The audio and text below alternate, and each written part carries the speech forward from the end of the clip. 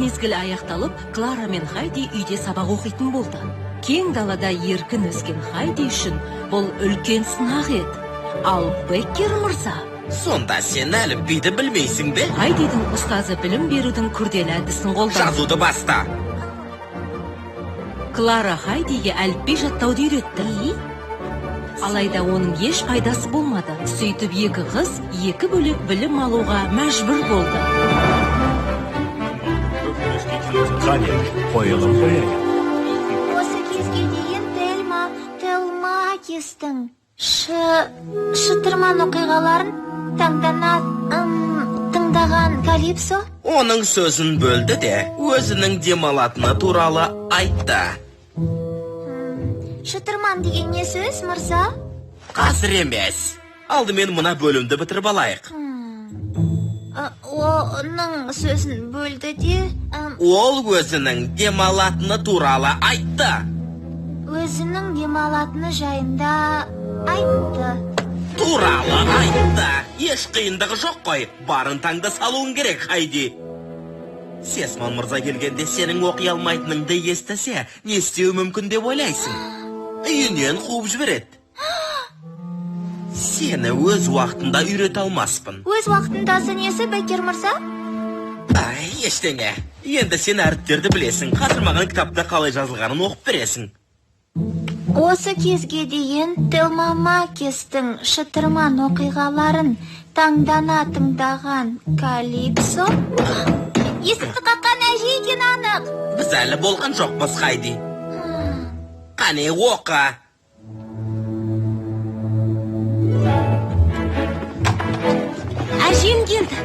Әжем келді.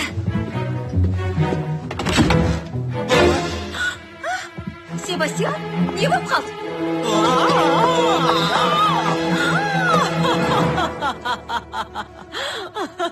Себастьян, мені көргендегі түріңді көрсең ғой, бозарып сала бердің. Қызым Клара, сен де менен қорқып кеттің бе? Әже! Клара, жарығым, құлпырып кетіпсің, ал езуіңдегі күлкі ше. Соңғы рет келіп кеткеннен бері мұнда көптеген өзгерістер болыпты. Мұның бәрі менің досым Хайдидің арқасы. Ол келгелі бері өзімді тамаша сезініп жүрмін. Тамаша екені көрініп тұр. Қане, ол жарық жұлдыз қайда? Хайди, досыңды айтам. Оны дәл қазір көргім келіп тұр. Ол Беккер мырзамен кітапханада сабақ оқып отыр, ханым. Оларды мазалауға болмайды. Мұнша қатал болмасаң, Шыротын Майя ханым, оларды мазалағанда тұрған ештеңе жоқ. Осы кезге дейін ол туралы көп естіп ем. Енді ол жұлдызды тез арада көргім кеп тұр. Себастьян, жүктерімді бөлмем апар.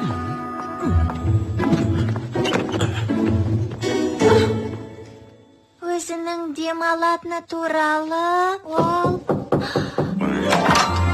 Бір сәтке сабағыңызды бөлсем бола ма, мырза? Біз сабақтың дәл ортасына келдік. Рахмет, көп уақытыңызды алмайма. Демек, сен Хайди болдың ғой. Не деген әдемі қыз едің? Рахмет, Сесман ханым. Байқайым, Ротын Майя ханым өз қағидаларын саған да үйретіп қойған секілді. Қажеті жоқ, менің алдымда иілмей ақ қой. Оған қоса мені әже деп ата. Кешірім сұрайым, мырза, мен қазір шығам. Келесі үзілістеріңіз қашан? Хайди, мен біраз уақытымды өткізгім келеді. Бірақ, ханым, біздің бүгінгі сабағымызда ешқандай үзіліс болмайтын секілді. Үйренетін нәрсеміз бастан асады. Ал уақытымыз болса тым шектеулі. Үзіліс болмай ма? Бірақ мына кішкентай қыз таза ауамен демалу керек емес пе? Сабақтарың қашан басталды, қызым? 3 сағат бұрын. 3 сағат? Үзіліссіз? Ханым, үзіліссіз сабақ оқу зиян деп ойламайсыз ба? Мен Беккер мырзаның оқыту әдісіне қарсы тұра алмаймын. Бүгін біз үшін ерекше күн, мырза. Осындай ерекше күнде 3 сағат оқыған жеткілікті деп ойлаймын, дұрыс айттым ба? Ал енді қарсы болмасаңыз, сіздің оқушыңызды шай ішу кешіне алып кеткім келеді. Сабағыңызды ертең жалғастырсаңыз. Түсінгеніңізге рахмет. Жүре ғой, Хайди, сен туралы бәрін білгім келеді. Алдымен әңгімені таудан бастайық, жарай ма? Менің бастар маным. Болған жайт үшін кешірім сұраймын, Беккер мырза. Сесман ханым өзіңіз көргенде айтқанынан қайтпайтын адам. Оныңыз рас шығар, Ротенмайер ханым. Бірақ дәл қазіргі сәтте Хайдиді оқытудың ең күрделі сатысындамын. Бұлай мазалай беретін болса, кішкентай қыздың сабағын айтам. Сесман ханыммен кешке сөйлесем. Ертеңнен бастап Хайдиді оқыту үшін тағы бірнеше сағат қосамыз деп уәде беремін. Осының бәрі баласының бұйрығы екенін білген соң, Сесман ханым сізді мазаламайтын болады. Жарайды, ертең келем. Дета, бәрін мұны қой.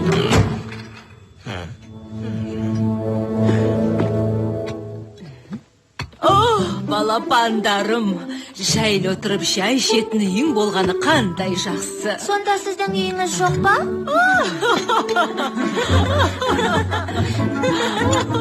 Әжем театрда әртіс болып жұмыс істейді.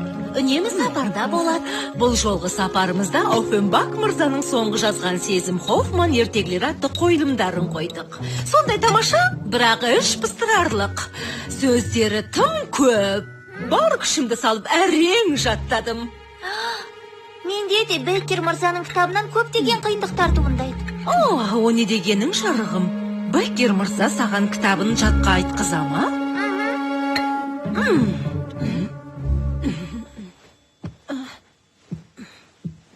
Әже, маған өлең жолдарын жаттаған қатты ұнайды. Тамаша, ендеше қойылым қоюға қалай қарайсыңдар? Сол кезде бәріміз кітаптағыны жатқа айтарек, қызық болары анық. Қойылым? Дета мен Себастьянды қойылымымыздың көрермені болуға шақырамыз. Ротенмайер ханымды да шақырайық. Көрермен арасында қатал сыншы да болу керек. Ендеше арамызда Ротенмайер ханымның болғаны қандай жақсы.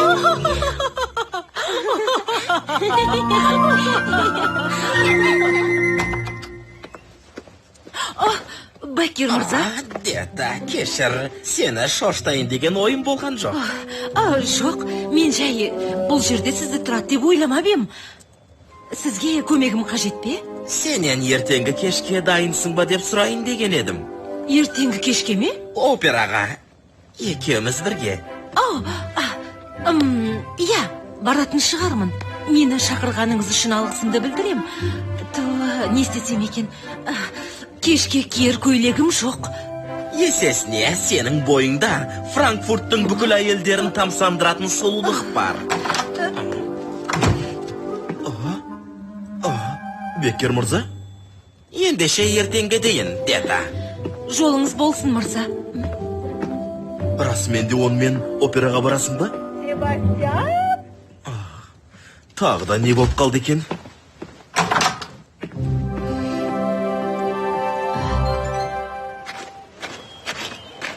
Бізге керегі дәл осы жер. Рахмет, Себастьян. Сахнамыз осында болады. Айтпақшы әже, біз қандай қойылым қоямыз? Әлі сендерге айтпадым ба? Біз қоятын қойылым Ханшайым мен Бақа туралы тамаша ертегі болмақ. Ол уәденің қаншалықты маңызды екендігі туралы. Ендеше оқығанымызды қойылымға айналдырайық.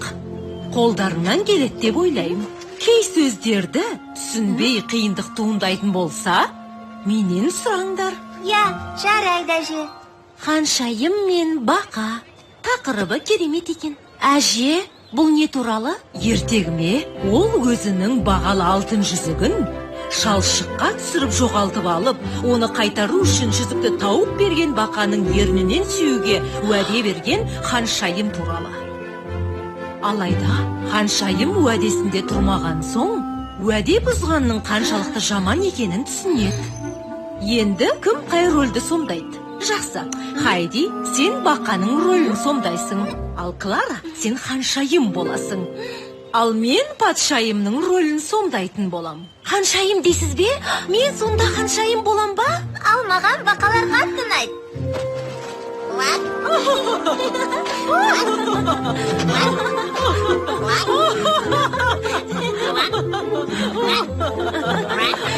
Аделайда, көйлегімді бұлғаймын деп ойламайсың ба? Кешіріңіз, ханым. Клара, сенің жамылғың қайда? Суық тисе қайтесің? Ішке кіріңдер, кешкі ас дайын. Қазір жетеміз, Ротенмайер ханым. Кешкі астан кейін дайындығымызды жалғастырамыз. Алдымен оқып алып, сосын өз сөздерімізді жаттаймыз. Қолыңнан келетініне сенімдімін, Хайди. Уайымдама. Қойылымымыз Беккер мырзаның сабағынан да қызықты болары анық. Ертең тағы бір қайталаймыз, ал кешкісін қойылымымыздың ашылу салтанаты болады.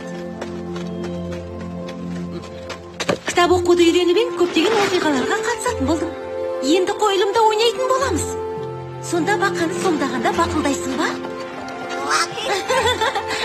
Сен тамаша бақа боласың. Дәл сол кезде ханшайым алғаш рет бақаны көреді. Қане, Клара, баста. Қайырлы таң, бақа мырза. Өтінем, маған қамалдың қайда екенін айтып беріңізші, қараңғы орманның ішінде адасып кеттім. Өте жақсы, Клара. Енді Хайди, сен жауап бересің.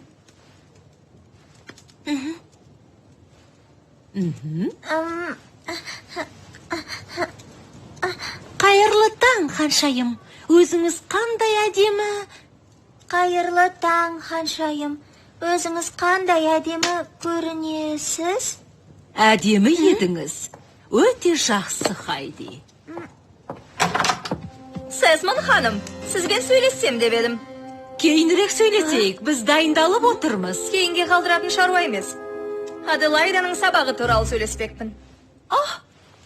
Сендер оқи беріңдер. Клара, қажет болса Хайдиге көмектес, жарай ма?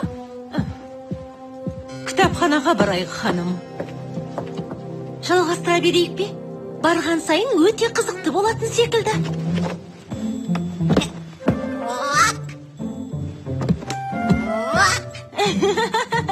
Қане, Хайди, секіріңді доғар, рөлдерімізді оқып шығайық. Менің кезегім келгенде бақылдай берсең қалай болады? Шын мәнінде нағыз бақалар сөйлемейді ғой. Ендеше қойылым қоюдың қажеті қанша? Мұнда кел. Сонымен қай жерге келдің?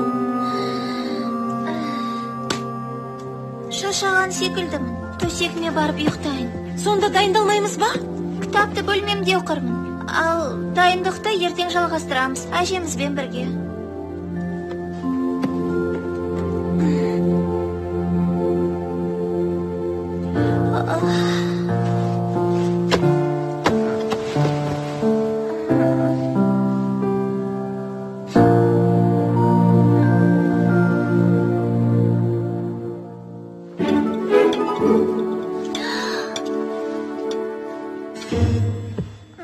Сөздерімнің бәрін жаттап алдым, әже. Жаттағанға ыңғайлы жазылыпты. Өзі сондай қызықты ертек екен. Саған ұнады ма, Хайди? Бақаның айтатын сөздері де өте қызық екен. Бәрі дұрыс ба, Хайди? Түнгі ұйқым дұрыс болмаған секілді. Содан болар, әже. Беккер мырза сабақ бастауға дайын, Клара ханым. Рахмет, Себастьян.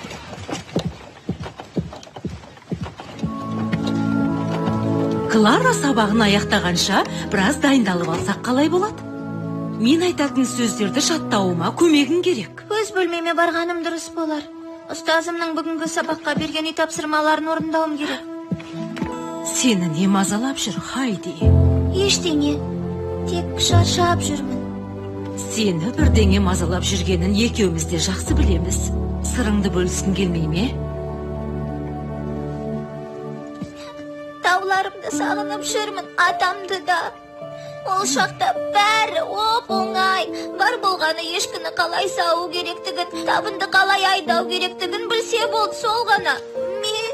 Мен оқи алмаймын, әже.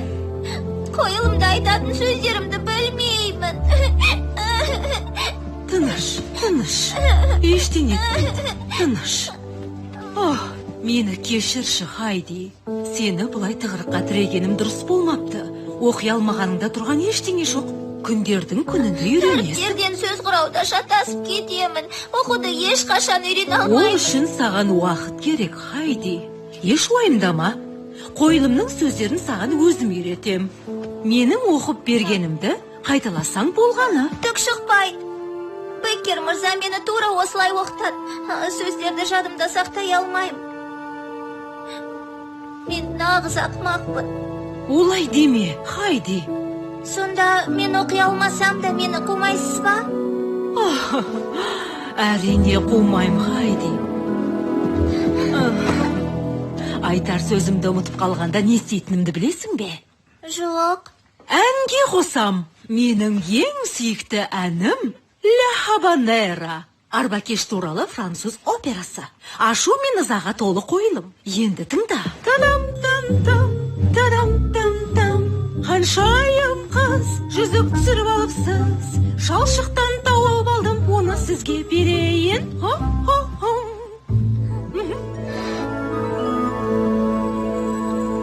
Ханшайым, тоқтаңыз. Кері қайтыңыз. Мені сүйемін деген уәдеңіз қайда? Мен ханшайыммын. Ал ханшайымдар бақаны сүймейді. Тамаша!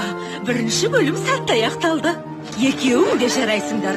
Енді екінші бөлімге көшейік. Мазаларыңызды алғаныма кешірім сұрайым. Бірақ Хайди сабақ оқуы керек. Сабақты ертеңге қалдыруға болмай ма? Бүгін кешке қоятын қойылымызға дайындалуымыз керек еді. Ол үйренетін нәрсе көп, ал уақытымыз тым шектеулі, ханым. Бұл жөнінде сізбен сөйлескен шығар. Әрине сөйлестік, бірақ Бәшір Егер мырза... менің айтқаным дұрыс емес деп ойласаңыз, Роттенмайер ханымға айтыңыз. Бірақ оған дейін... Дайындығымызды сабағынан кейін жалғастырамыз, алаң болма. Хайдиді ойлап қатты алаңдайма, же? Соңғы күндері тым жабырқау болып жүр. Мені осында күт, менен қандай көмек керек екенін біліп келейін. Құлағым сенде. Басын басталма, көмектесіңізші. Осы кезге дейін. Осы кезге дейін. Оқиға тыңдаған Калипсо. Бұның не? Есте сақтаудың амалы.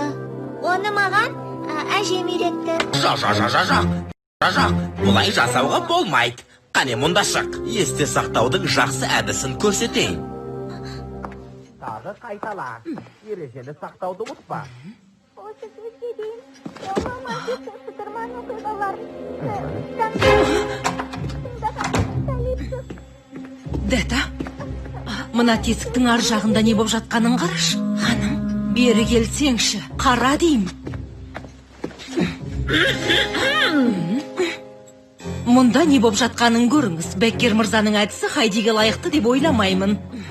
Ал мен тесіктен сығалау арқылы мұғалімнің сабақ беру әдісін жоққа шығармас едім, ханым.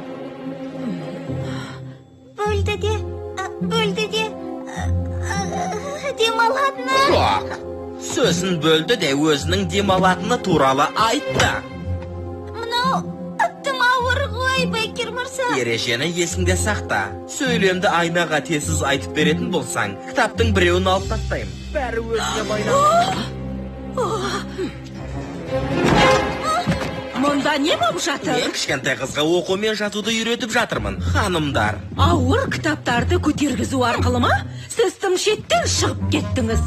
Ол кітапты зудыратып оқуға үйренсе де, әдісімді құптамайсыз ба? Оны университеттің өзі құптайды.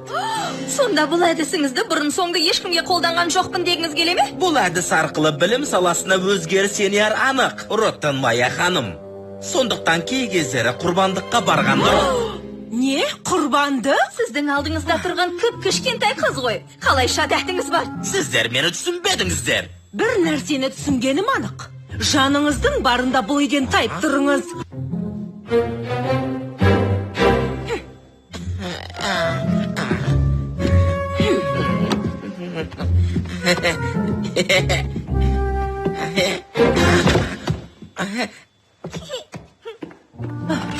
Кешірім сұрайым, Хайди. Ендігі ары бұлай қайталанбайтын болады. Ал мен саған жақсы қарай алатын тамаша ұстазды білемін. Ол мен. Бүгіннен бастап Клара мен Хайдиді өзім оқытам. Екеуі бірге оқитын болады. Уәде берем. Рахмет, дедәке. Рахмет, әже. Және сізге де үлкен рахмет айтам, ханым.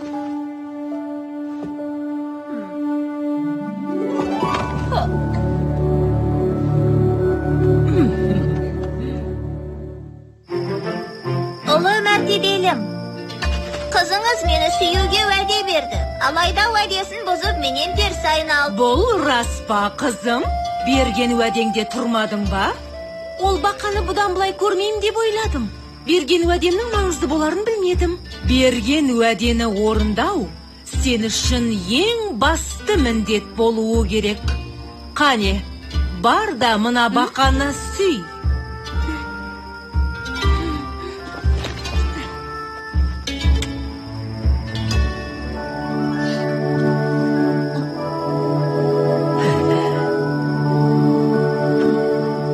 Рахмет, ханшайым. Уәдеңде тұрдым. Енді мен ханзадамын, ал сен менің қалыңдығымсың.